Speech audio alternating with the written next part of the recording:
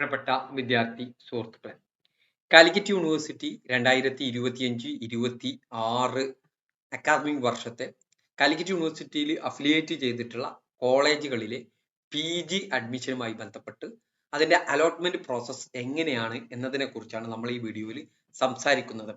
ആബിദ് ടോക്സിന്റെ പുതിയ വീഡിയോയിലേക്ക് സ്വാഗതം. ഈ വീഡിയോ നിങ്ങൾക്ക് ഉപകാരപ്രദമെങ്കിൽ ഈ ചാനൽ ഒന്ന് സബ്സ്ക്രൈബ് ചെയ്യുക. അതുപോലെ തന്നെ ഇതിൽ ഡേറ്റ് പറയുന്നില്ല. ഡേറ്റ് യൂണിവേഴ്സിറ്റി അപേക്ഷ ക്ലോസിംഗ് ആയതിനു ശേഷമാണ് ഇതിന്റെ അലോട്ട്മെന്റ് ഷെഡ്യൂൾ പബ്ലിഷ് ചെയ്യുക. അതിനുശേഷമാണ് നമ്മൾ ഡേറ്റ് പറയുക. അപ്പൊ നമ്മൾ ആദ്യം ഇതിന്റെ പ്രോസസ്സിന്റെ ഫസ്റ്റ് സ്റ്റാർട്ടിംഗ് എന്ന് പറയുന്നത് അലോട്ട്മെന്റിന് മുന്നോടിയായിട്ട് അപ്ലിക്കേഷൻ ഓൺലൈൻ അപേക്ഷാ സമർപ്പണം ക്ലോസിംഗ് ചെയ്യണം. ഇപ്പോൾ പറഞ്ഞിരിക്കുന്ന ഡേറ്റ് 13-ാം തീയതിയാണ്. ചിലപ്പോൾ അത് എക്സ്റ്റെൻഡ് ചെയ്യാനുള്ള സാധ്യതയുണ്ട്. അങ്ങനെ 13-ാം തീയതിക്ക് ശേഷം അത് എക്സ്റ്റെൻഡ് ചെയ്ത് അതിന്റെ ക്ലോസിംഗ് കഴിഞ്ഞാൽ പിന്നെ യൂണിവേഴ്സിറ്റി ട്രയൽ അലോട്ട്മെന്റ് പബ്ലിഷ് ചെയ്യും. ട്രയൽ അലോട്ട്മെന്റ് എന്ന് പറയുന്നത് അലോട്ട്മെന്റ് നിങ്ങൾക്ക് കിട്ടിയെന്നല്ല, നിങ്ങൾക്ക് അലോട്ട്മെന്റ് ഈ ട്രയൽ അലോട്ട്മെന്റിൽ നിങ്ങൾക്ക് കിട്ടിയിട്ടുണ്ട്. അത് വിചാരിച്ചിട്ട് ഫസ്റ്റ് അലോട്ട്മെന്റിലോ സെക്കൻഡ് അലോട്ട്മെന്റിലോ കിട്ടണം എന്നില്ല. ഓക്കെ, ട്രയൽ അലോട്ട്മെന്റിന് ശേഷം 1-2 ദിവസം വിദ്യാർത്ഥികൾക്ക് എഡിറ്റിങ്ങിനുള്ള ഓപ്ഷൻ ഉണ്ടായിരിക്കും. നിങ്ങൾ കൊടുത്തതിൽ എന്തെങ്കിലും തെറ്റ് തിരുത്താനുള്ള സമയമായിരിക്കും ട്രയൽ അലോട്ട്മെന്റിന് ശേഷം വിദ്യാർത്ഥികൾക്ക് ഉണ്ടാവാം. അങ്ങനെ ആ ഡേറ്റ് കഴിഞ്ഞതിന് ശേഷം 2-3 ദിവസങ്ങൾക്ക് ശേഷം ഫസ്റ്റ് അലോട്ട്മെന്റ് പബ്ലിഷ് ചെയ്യും. ഫസ്റ്റ് അലോട്ട്മെന്റ് കിട്ടിയ വിദ്യാർത്ഥികൾ നിർബന്ധമായിട്ടും കോളേജിൽ പോയിട്ട് അഡ്മിഷൻ എടുക്കേണ്ടതുണ്ട്. ആ അലോട്ട്മെന്റിന് ശേഷം നിങ്ങൾ എടുക്കേണ്ട അഡ്മിഷൻ എന്ന് പറയുന്നത് ടെമ്പററി അഡ്മിഷൻ ഉണ്ട്, പെർമനന്റ് അഡ്മിഷൻ ഉണ്ട്. Temporary admission, permanent admission. Permanent admission എന്ന് പറഞ്ഞാൽ നിങ്ങൾക്ക് അലോട്ട്മെന്റ് ലഭിച്ചതിന് ശേഷം നിങ്ങൾക്ക് ഫസ്റ്റ് ഓപ്ഷൻ ആണ് നിങ്ങൾക്ക് അലോട്ട്മെന്റ് കിട്ടിയ ആ വിദ്യാർത്ഥികൾ എന്ത് ചെയ്യണം? പെർമനന്റ് അഡ്മിഷൻ എടുക്കണം. ഇനി നിങ്ങൾക്ക് കിട്ടിയ ഓപ്ഷൻ തൃപ്തികരമാണെങ്കിൽ നിങ്ങൾക്ക് ഹയർ ഓപ്ഷൻ ക്യാൻസൽ ചെയ്തുകൊണ്ട് പെർമനന്റ് അഡ്മിഷൻ എടുക്കാം. എന്നാൽ നിങ്ങൾക്ക് കിട്ടിയ ഓപ്ഷൻ തൃപ്തികരമല്ലെങ്കിൽ നിങ്ങൾ എന്ത് ചെയ്യുക? സെക്കൻഡ് അലോട്ട്മെന്റ് വെയിറ്റ് ചെയ്തുകൊണ്ട് കോളേജിൽ പോയിട്ട് ആ സമയത്ത് പറയുന്ന നിർദ്ദേശങ്ങൾക്കനുസരിച്ച് ടെമ്പററി ആയിട്ട് അഡ്മിഷൻ എടുക്കേണ്ടതുണ്ട്.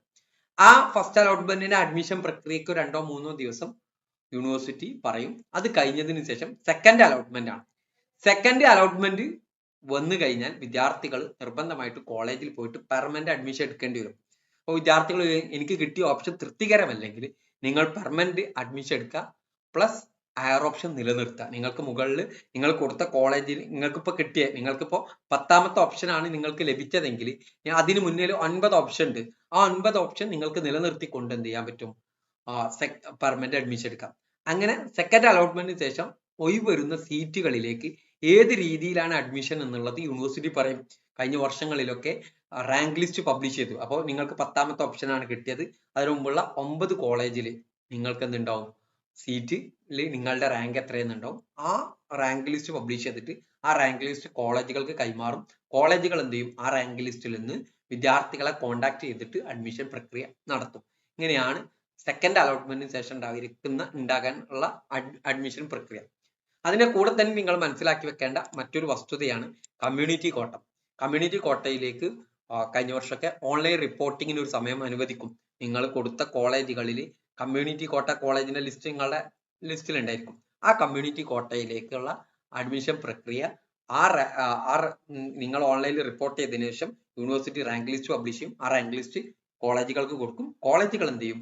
ആ കമ്മ്യൂണിറ്റി കോട്ടയിലുള്ള വിദ്യാർത്ഥികൾ റിപ്പോർട്ട് ചെയ്ത വിദ്യാർത്ഥി ആ റാങ്ക് ലിസ്റ്റിന്റെ അടിസ്ഥാനത്തിൽ കോളേജ് വിദ്യാർത്ഥികളെ കോണ്ടാക്ട് ചെയ്യും. കോണ്ടാക്ട് ചെയ്തതിന്റെ അടിസ്ഥാനത്തിൽ വിദ്യാർത്ഥികളോട് ഇന്ന ദിവസമാണ് അഡ്മിഷൻ, നിങ്ങൾക്ക് താല്പര്യം ഉണ്ടെങ്കിൽ കോളേജിൽ വന്ന് അഡ്മിഷൻ എടുക്കാവുന്നതാണെന്ന് പറയും. ആ സമയത്ത് നിങ്ങൾ കോളേജിൽ പോയി അഡ്മിഷൻ സെക്കൻഡ് അലോട്ട്മെന്റിന് ശേഷമായിരിക്കും ഇതിനുണ്ടാവും. അതിന്റെ ഷെഡ്യൂൾ വന്നാൽ കൃത്യമായിട്ടാണ്.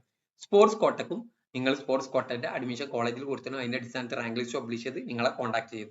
PWD കോട്ടക്ക് നിങ്ങൾ അപേക്ഷയുടെ അടിസ്ഥാനത്തിൽ PWD rank list university publish ചെയ്യും. അത് കോളേജുകൾക്ക് കൈമാറും. കോളേജ് നിങ്ങളെ കോണ്ടാക്ട് ചെയ്തിട്ടായിരിക്കും അതിന് അഡ്മിഷൻ. മാനേജ്മെന്റ് കോട്ട നിങ്ങൾ കോളേജിൽ കൊടുക്കുന്ന റാങ്ക് ലിസ്റ്റിന്റെ അപേക്ഷയുടെ അടിസ്ഥാനത്തിൽ മാനേജ്മെന്റ് എന്ത് ചെയ്യും? അവർക്ക് താല്പര്യപ്പെട്ട വിദ്യാർത്ഥികളെ അതിൽ നിന്ന് എടുക്കും. അതിന് റാങ്ക് ലിസ്റ്റോ മറ്റു കാര്യങ്ങളോ ഒന്നും ഉണ്ടായിരിക്കില്ല. ഇനി ഇതിന്റെ അഡ്മിഷനുമായി ബന്ധപ്പെട്ട കൃത്യമായിട്ടുള്ള വിവരങ്ങളുമായി ബന്ധപ്പെട്ട് എല്ലാം അറിയിക്കുന്ന വീഡിയോകൾ അടുത്തടുത്ത ദിവസങ്ങളിൽ നിങ്ങളിലേക്ക് എത്തും. അതിനാൽ തന്നെ ഈ ചാനൽ ഒന്ന് സബ്സ്ക്രൈബ് ചെയ്യുക. Okay, thank you.